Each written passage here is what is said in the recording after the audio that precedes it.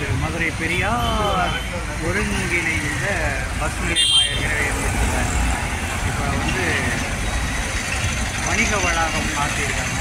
இன்னும் இது செயல்பாட்டுக்கு வரல, கூடிய விரைவில் வரும் அப்படின்னு எதிர்பார்க்குறோம்.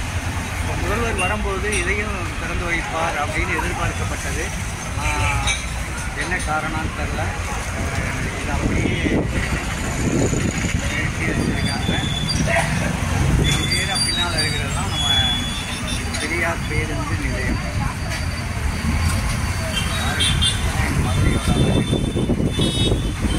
எப்போ வந்தாலும் நீங்கள் மதுரை ஜம்ஜம்மில் ஒரு டீயை போட்டு பாருங்கள். பெரியாருக்கு ஆப்போசிட்டில் இருக்கும்.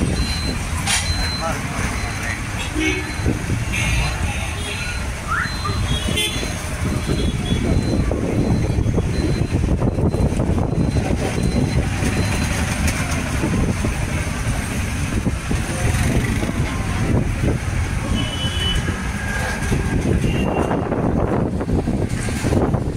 எங்கே போனாலும் சரிங்க, இவங்க திங்கிறத மட்டும் விடவே மாட்டாங்க.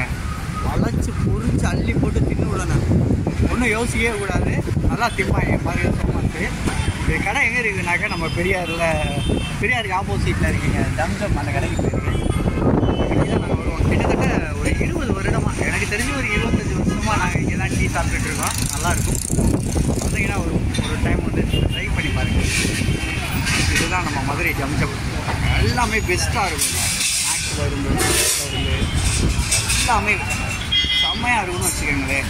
ஒன்றும் சொல்கிற மாதிரிலாம் நினைக்கிற மாதிரி எதுவும் மட்டமாலாம் இருக்காது. அட்டகாசமாக இருக்கும். என்னம்மா டீ சாப்பிட்டீங்களா?